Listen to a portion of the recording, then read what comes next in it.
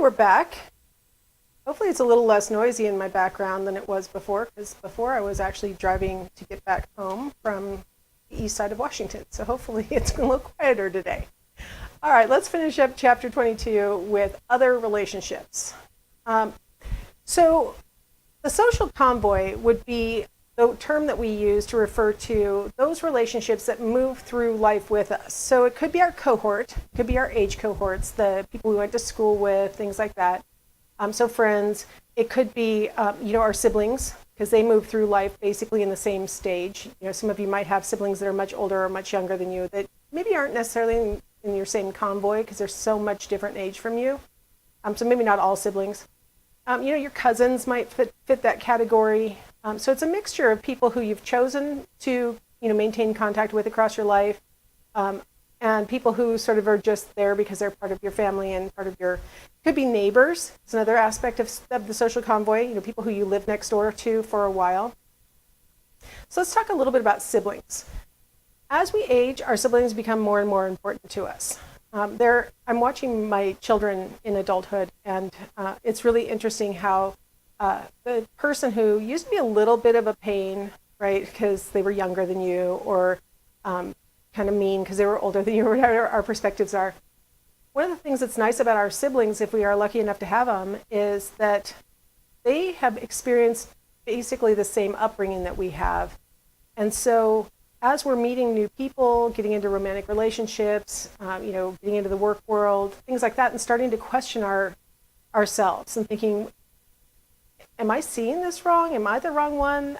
Whatever. It's kind of nice to be able to turn to your sibling and say, no, I see it the same way. Maybe this is a function of our upbringing. Maybe this is how we are, something like that. So it's really reassuring sometimes to be able to turn to your sibling and say, get some reassurance, some continuity. Siblings can become much more, and with age, throughout adulthood, they can become more and more important, right? Because we start to share life events, the birth of children.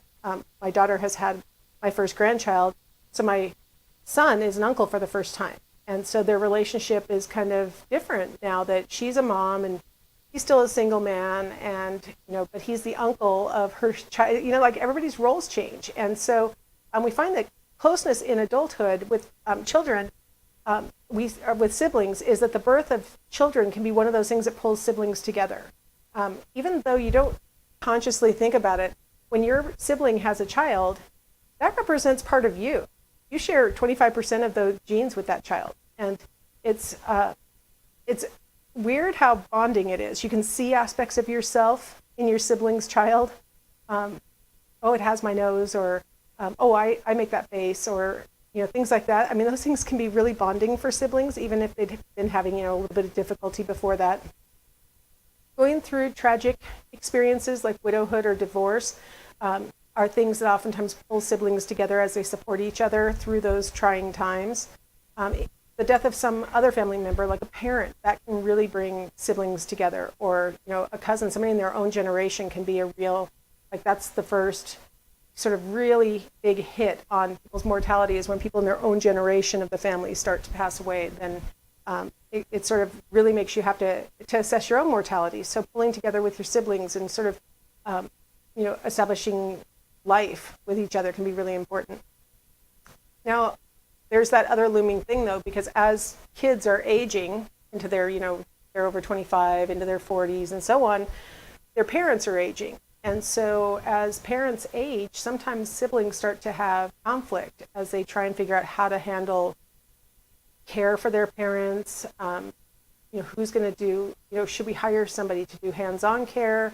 One of us is willing to do the hands-on care, and the other one feels like, well, I'll do my part by contributing money. And then the one who does all the hands-on care starts to feel a little bit, overwhelmed and maybe taken advantage of. And the person who's been giving money is like, well, but I thought this was our agreement. I'm doing my part. And so it can be kind of a divisive time when siblings are taking care of their parents.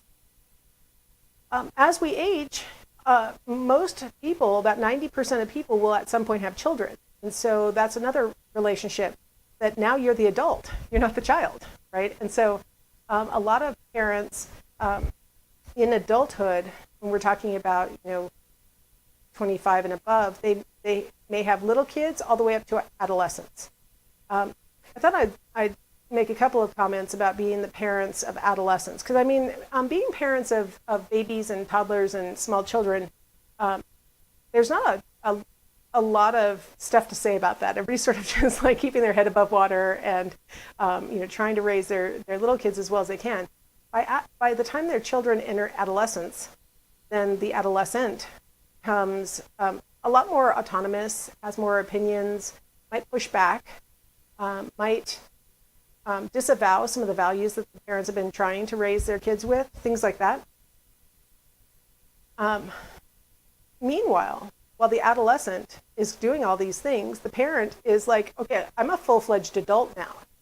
Like, I've actually got kids who are old enough to drive, or who can go on dates, or have a part-time job after school, or, it's again like that, like I was mentioning in the previous lecture, it's one of those moments where you have to sort of reassess, wait a second, my identity has shifted. I'm no longer just an amorphous adult.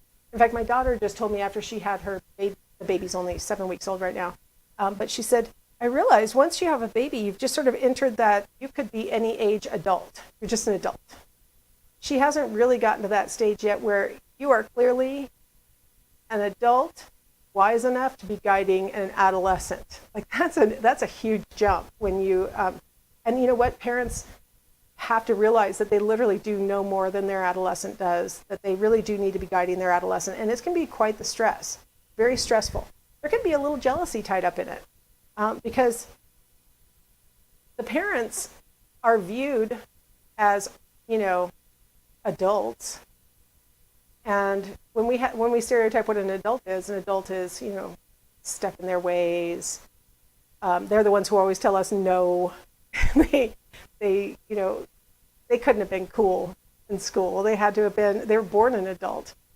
I remember when my dad was talking to me about dating when I was in high school, and I was thinking to myself, I was not mouthy enough to say this to him, but I was thinking to myself, you were born like 40. You don't know what you're talking about. I mean, my dad wore a little pocket protector in his chest pocket so his pens wouldn't stain his shirt. He was a beer salesman, but he had to write a lot of invoices and things, so he always had his pen in his shirt. And, he had his little handlebar mustache, which at the time was very, not cool. I mean, that was okay in the 70s, but Dad, it's time to shave that off. It's like I had all these negative adolescent attitudes about how old he was. Of course, I looked through his high school yearbook once I was a full-fledged adult and realized, he'd been captain of the football team and, homecoming king and all these things. And it's like, it must have been very annoying to him that he could probably tell that I was thinking to myself, I probably rolled my eyes at him. I was probably that kind of jerk. And he probably thought to himself, you don't know me. He probably was thinking, you don't know me. I was cool. So sometimes parents might be experiencing a little bit of jealousy. Their kids are getting to maybe pursue the sport that the parents were good at but never great at, and now their kids are a little bit better than they were, or things like that. The fact that maybe the parents are providing a slightly better standard of living for their kids than the parents themselves got to enjoy as adolescents. And they might be a little jealous about that. Maybe they could afford to buy their child a car. Maybe it's a used one, and the kid is a little bit disappointed that they have to drive around in this 15-year-old car. And the parents are like, I would have given my left arm for a 15-year-old car when I was your age. I had to walk or take the bus or ride my bike. My husband had to skateboard all over the place. So being able to drive a car, the parents might be like, man, what would I have done with a car? Jealousy. So having teens in your house might remind parents of their own adolescence. And it might be bringing up bad memories of things that they didn't get to do or wish hadn't happened or things like that. Or it might be bringing back good memories, and they're kind of like, man, I wish I was getting to enjoy those things again. That was really fun. And watching my child do it reminds me that I don't get to do that anymore. It also gives them a little bit of that mortality awareness again when they're realizing, man, can you believe it was 25 years ago that I was this person's age? Oh my gosh, it seems like yesterday. I mean, seriously. And so, it's kind of a double-edged sword. The other big thing that we talk about with adulthood and children is when the kids leave the house, right? And we have this sort of stereotype that the kids fly off and the parents are left behind, and they're lives are empty now because they have nothing to do because their kids are left. And that was sort of the stereotype, especially for moms that stayed home, especially in the 50s and 60s when their kids would grow up. Well, now what am I supposed to do? I'm a housewife who took care of children. What am I supposed to do now? Hardly anybody feels like middle-aged parents are experiencing that kind of bereft, oh no, what am I supposed to do with my life now moment. But like I said in the previous video, there are many times across our lifespan when we have to do kind of an identity assessment. Who am I? Even if you weren't a stay-at-home parent, I was just talking to somebody who had teenagers, and she was talking about how hard it is to schedule the kids' events around work and having to take care of the house and make dinner and all the things that you have to do, plus get the kids to the stuff that they need to do. And so the busyness, just the busyness can leave a void, right? You're like, okay, now I suddenly have 10 extra hours a week. What am I going to do with it? So it's not necessarily a sad, crying thing. It might be more liberating. But it takes a second where the parent has to say, okay, so I don't have to spend my time doing these things anymore, so now what do I want to do with my time? It turns out, psychologically, it can oftentimes be harder on fathers who worked full-time during their children's upbringing, because a lot of times they'll look back and say, man, I had planned on doing this and that and the other thing with my kids before they left the house, and I missed my chance. I didn't do it. I just saw one of my friends post on Facebook that they took their kids who are 18 and 15 to Maui on vacation. And he said, this might be our last family vacation now that the older one's 18. And I replied back, well, as long as Maui's on the itinerary, I'm pretty sure your kids are going. But a lot of times we think like that this will be the last time we do this. This is the last time we'll do that as a family. Usually it's not that dramatic. The kids, if they go away to college, they come home for the summer, or they get an apartment nearby, or things like that. So sometimes there's that moment of, what are we going to do? I'm going to miss stuff, and then you settle into the new normal. One thing about humans is that we do adjust really well. So that's the middle-aged or the adult perspective, being the parent of children. Now let's look at the other side. Now we've got the adult being the child, right, and their other relationship with their parents. Usually, relationships with elderly parents are, on average, pretty positive. If you have healthy and vigorous parents who can basically take care of themselves, they can still drive or get around, those kinds of things, it makes it really a lot easier to have sort of just a pure and easy relationship with elderly parents. 91% of respondents in their adult years report that they are close with their mother, and about 87% report that they're close to their father.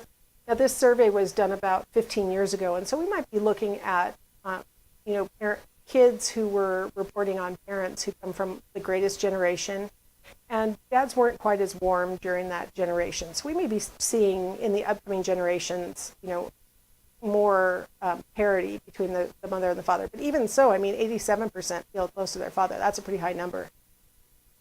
Now, these parents who are in adulthood, so they have their own kids, and then they have older parents, they are what we call the sandwich generation. They've got their own kids to care for, and then they have a sense of duty or obligation to their aging parents.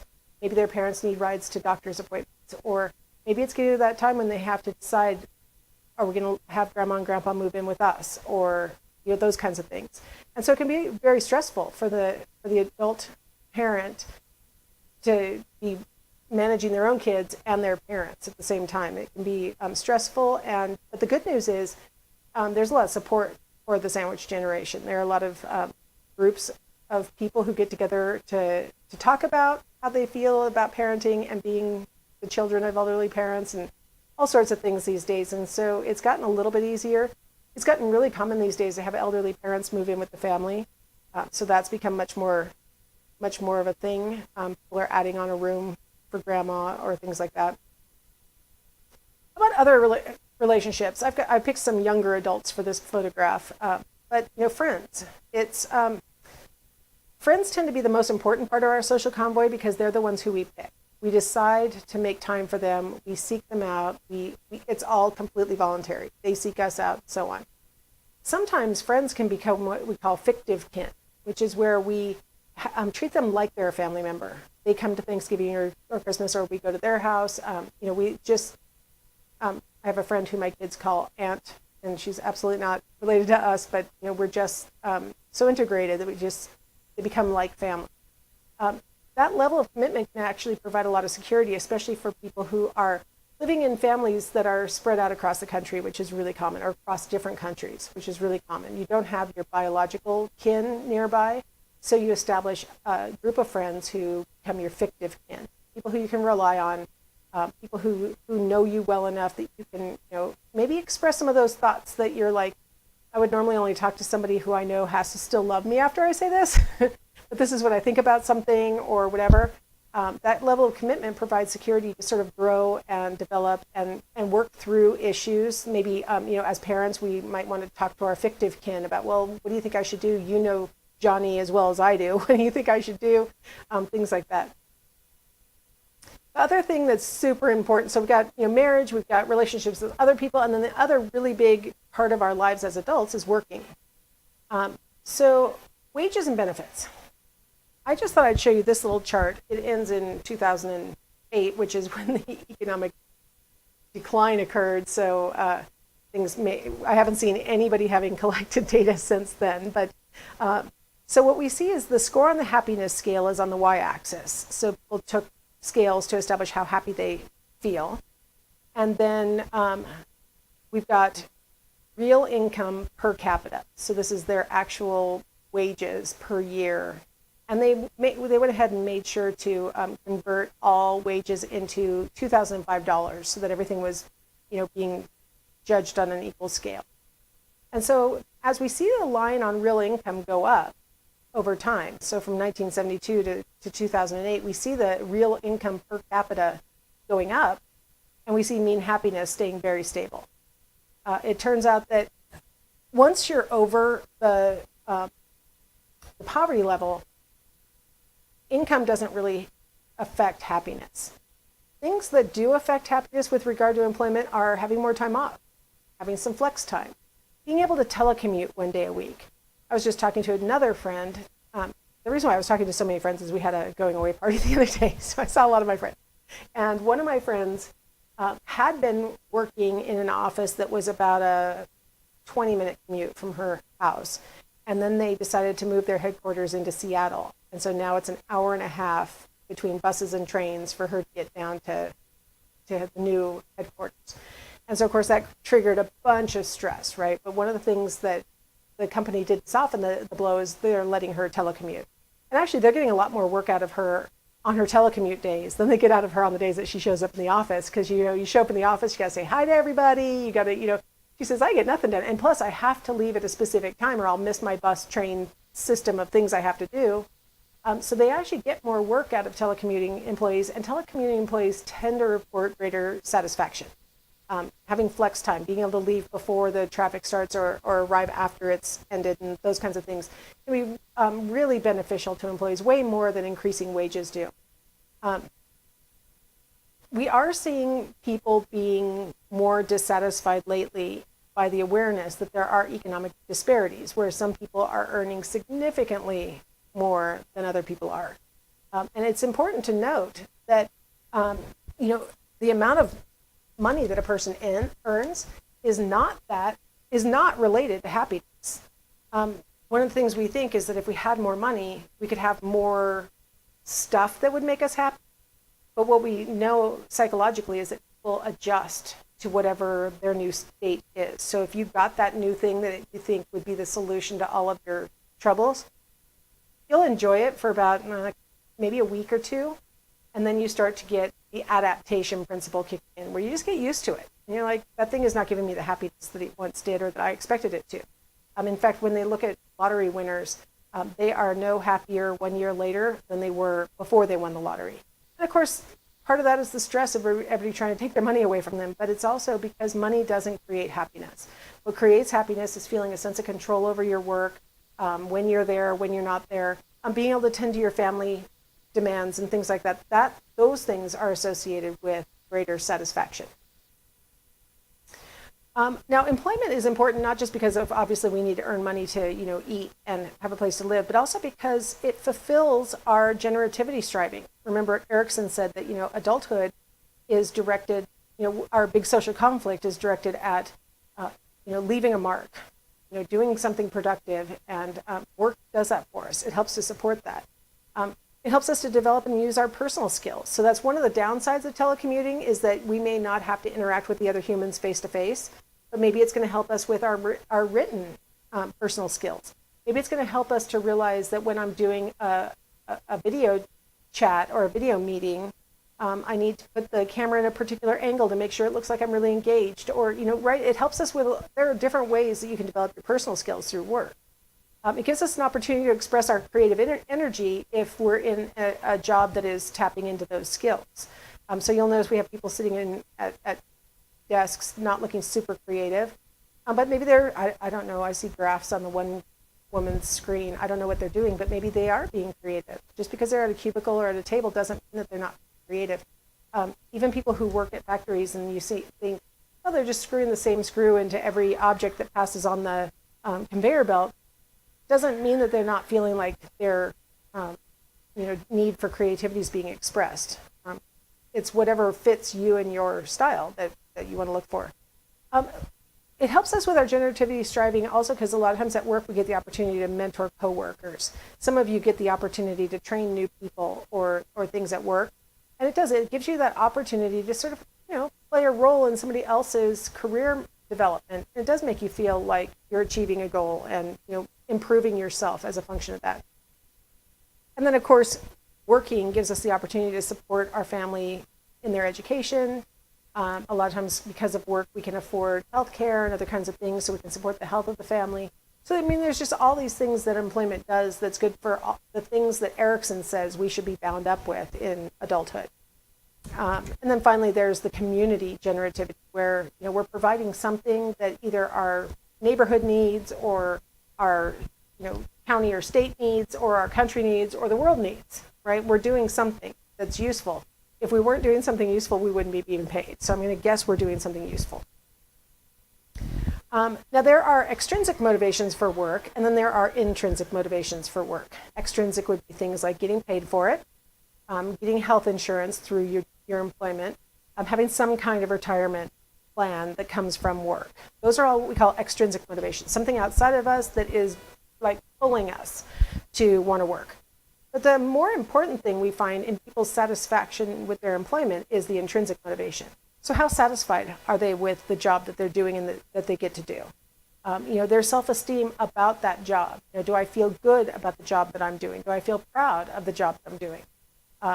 So self-esteem, pride are all intrinsic motivations for work. And so I've mentioned my children already. My daughter's in a field that she's really well matched for and she's super satisfied with. My son, on the other hand, he's 22, so he's still sort of floundering around trying to figure it out.